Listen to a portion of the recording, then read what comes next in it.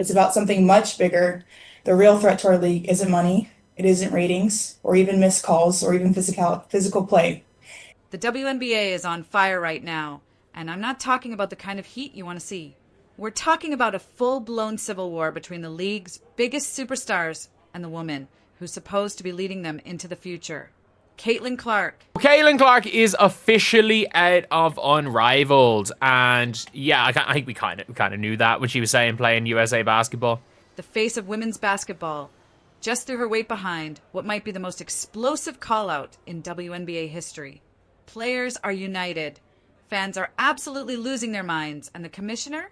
Napheesa Collier had a press conference yesterday. So today's Wednesday, recording this on Wednesday. She had her press conference for her exit interview yesterday. Well, she's in the hot seat like never before.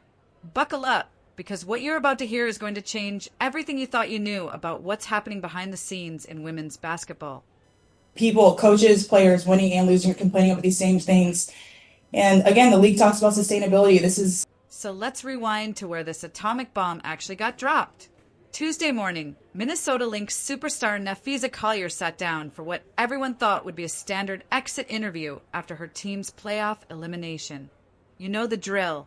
I think she's absolutely going to be not playing in Unrivaled. I thought maybe if Unrivaled went to four. Thank the fans, talk about the season, maybe shed a tear or two. But Collier had other plans. This woman looked directly into that camera and said something that made everyone's jaw hit the floor. About the comments that were made about her today, and the comment that I got back was, she's not making a comment today. We have the best players in the world. We have the best fans in the world. But right now, we have the worst leadership in the world. I mean, can you imagine? This isn't some bench player throwing shade. Playing in Europe. You've lost all league first team Kayla McBride or second team Kayla McBride. This is a superstar, a face of the franchise, the vice president of the WNBA Players Association, calling out her own commissioner by name. Cathy Engelbert, the woman who's supposed to be steering the ship. Yesterday, and we were at their practice as they gear up for tonight's win or go home game 5 against the Aces. Just got absolutely torched in front of the entire basketball world. But here's where it gets absolutely insane. And trust me, you're going to want to hear every single word of this. Napheesa Collier didn't just throw out some vague criticism and call it a day. No. She came with receipts. She revealed private conversations she had with Commissioner Engelbert, and what allegedly went down in those meetings is genuinely shocking. Picture this. Back in February, Collier sits down with Engelbert and asks what should be a straightforward question. How does the league plan to fix the officiating problems that everyone can see with their own eyes? The commissioner's response? Well, only the losers complain about the refs. Let that sink in for a second. A professional sports commissioner basically telling one of her star players to stop whining. But wait, it gets worse. So much worse. Collier then brought up the elephant in the room that everyone's been talking about. Caitlin Clark, Angel Reese, Paige Buchers, these young superstars are absolutely exploding in popularity. They're selling out arenas. They're breaking television records. They're driving massive revenue for this league. And yet, in their first 4 years, they're making poverty wages compared to what they're generating. Collier asked Engelbert how she planned to address this obvious inequality. And according to Collier, here's what the commissioner allegedly said, and I quote, Caitlin Clark should be grateful. She makes $16 million off the court because without the platform that the WNBA gives her, she wouldn't make anything. Can you believe that? The commissioner of the league essentially telling the biggest star in women's basketball that she should be thankful for her $76,000 salary, while the league is raking in millions because of her name alone. But Engelbert allegedly wasn't done. She reportedly told Collier that players should be on their knees, thanking their lucky stars for the media rights deal she negotiated for them.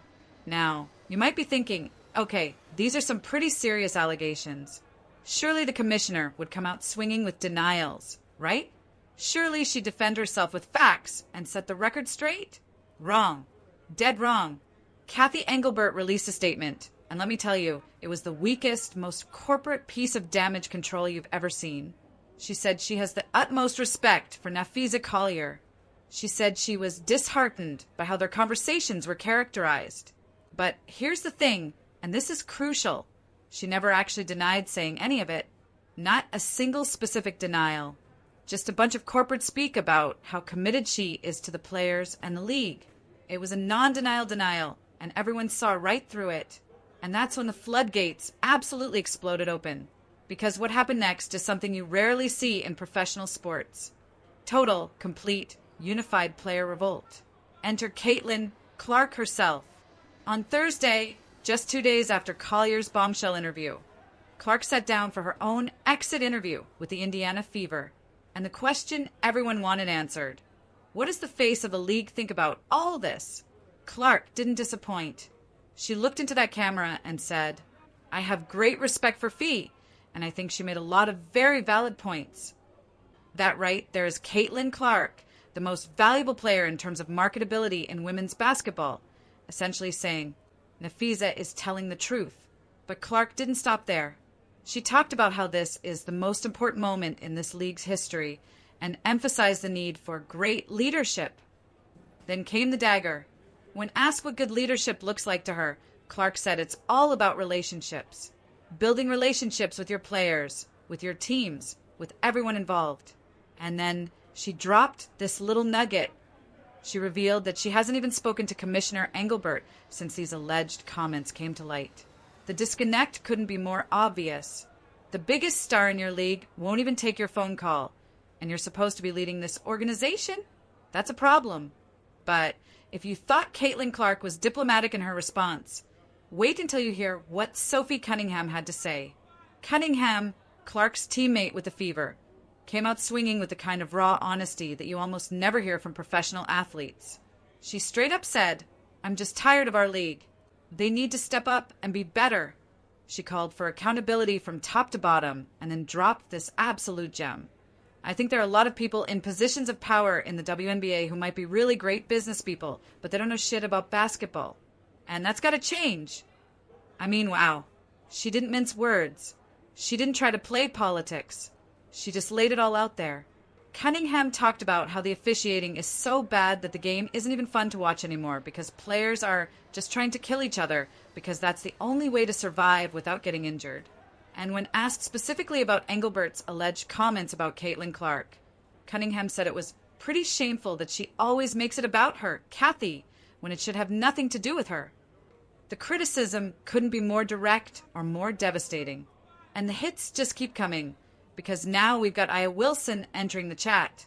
Wilson, the 4-time WNBA MVP, one of the most respected players in the entire league, came out and said she was honestly disgusted by the comments that Cathy Engelbert allegedly made. When Aya Wilson, the reigning MVP, says she's disgusted by your leadership, that's not just a bad look.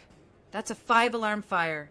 Wilson praised Napheesa Collier for having the courage to speak up as the vice president of the Players Association.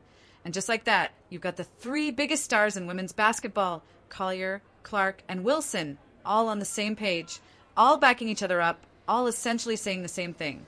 Our leadership is failing us. Now, here's where the story goes from being just drama to being something that could legitimately reshape the entire landscape of women's professional basketball. Because the timing of all this, it's not coincidental. It's strategic. The current collective bargaining agreement between the WNBA and its players, it expires on October 31st. That's this month. We're talking days away from a potential lockout situation. The Players Association voted to opt out of their deal early last year, which tells you everything you need to know about how unhappy they are with the current arrangement. And now, right as negotiations are supposed to be ramping up, you've got the entire player base going public with their grievances against the commissioner. This isn't just venting. This is a negotiation tactic. This is the players saying, we're united, we're serious, and we're not backing down. Let's talk about the absurdity of the financial situation for a second, because this is where it gets truly mind-blowing. Caitlin Clark makes $76,000 a year playing in the WNBA. For context, that's less than what a mid-level software engineer makes. Meanwhile, she's got $16 million in endorsement deals. She broke attendance records everywhere she played. Television ratings for her games doubled, sometimes tripled compared to previous years. Merchandise with her name and number flew off the shelves. She generated tens of millions of dollars in revenue for this league. And the commissioner allegedly told her she should be grateful for the platform. That's like Apple telling Steve Jobs he should be thankful they gave him an office. It's backwards. It's insulting. And the players know it. They're asking a very simple question. Where's our cut of the revenue we're generating? And then there's the officiating issue, which might actually be even more serious than the money because it's about player safety. Napheesa Collier missed a crucial playoff game because of an ankle injury she suffered on a play where there was a controversial no call. Her coach, the legendary Cheryl Reeve, was ejected from that game for arguing about officiating and then suspended for the next game after she publicly criticized the state of officiating in the league. Caitlin Clark dealt with physical play all season long that often crossed the line, and referees seemed to just let it happen. Sophie Cunningham said players are getting hurt because the officiating is so inconsistent that the only way to compete is to play overly aggressive. These aren't minor complaints. These are legitimate safety concerns. And when Collier brought it up to the commissioner back in February, she was allegedly told that only losers complain about the refs. That's not leadership. That's dismissiveness. That's negligence. Here's another critical piece of context that makes this even more explosive. Napheesa Collier isn't just speaking as a player. She's the vice president of the WNBA Players Association, which means she's literally one of the people who will be sitting across the negotiating table from the league office in these CBA talks. But she's also the co-founder of Unrivaled, a brand new 3-on-3 professional women's basketball league that was just valued at $340 million. They just announced they signed Paige Bueckers, one of the most hyped prospects in women's basketball history. Other stars are joining too. What does this mean? It means the players have options now. They have leverage. They're not trapped in the WNBA anymore. If the league doesn't treat them right, if the commissioner doesn't start listening, they can literally go play somewhere else. That fundamentally changes the power dynamic in these negotiations. And the fans? Oh, the fans are absolutely not having any of this. Social media has been on fire since this story broke. The hashtag Fire Cathy Engelbert has been trending. Thousands upon thousands of comments from fans demanding the commissioner resign or be fired. Fan polls are showing overwhelming support for the players and overwhelming disapproval of the league's leadership. You've got comments like, Clark sells out arenas and gets told to be grateful? Are you kidding me? And the disrespect to the face of the league is absolutely insane. And this is exactly why women's sports struggle to grow. Terrible leadership holding them back. The fans get it. They see what's happening. They see these incredible athletes putting on amazing performances, driving record-breaking interest in the sport, and they see a commissioner who seems completely out of touch with reality. So where does this all go from here? That's the million-dollar question, literally. There are really 3 possible scenarios, and none of them are great for Commissioner Engelbert. Scenario 1, she steps down. The pressure from the players, from the fans, from the media becomes too much. She realizes she's lost the confidence of the entire league and makes a graceful exit before the CBA negotiations get even uglier. Honestly, probability seems low. She seems dug in. She seems like she thinks she can weather the storm. But the storm keeps getting bigger. Scenario 2, and this is probably the most likely outcome. Major concessions to the players. Emergency meetings get called. The league offers significant increases in revenue sharing. They create an officiating reform committee. Maybe there's a public apology, some accountability measures get put in place. The league tries to save face and avoid a work stoppage by giving the players a lot of what they're asking for. That's the smart move. That's what should happen. Scenario 3 is the nuclear option, a work stoppage. The players refuse to play in 2026. Suddenly, Unrivaled becomes the primary league for women's professional basketball. The WNBA loses its stars. It would be catastrophic for both sides, devastating for the growth of women's basketball as a whole. Probability is low, but it's rising with every day that this conflict continues. Here's what people really need to understand about why this moment is so critical. Women's basketball is having its moment right now.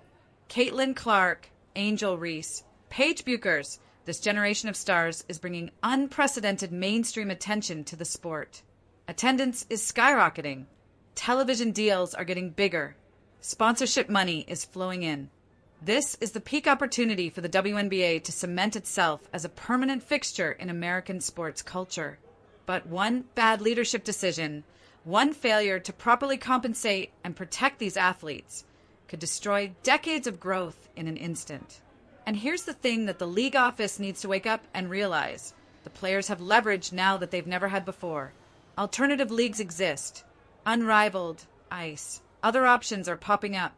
The WNBA needs its stars more than the stars need the WNBA. That's the new reality. Let's be crystal clear about what just happened here. The commissioner of the WNBA allegedly told the biggest star in women's basketball that she should be grateful for making poverty wages while generating millions in revenue for the league.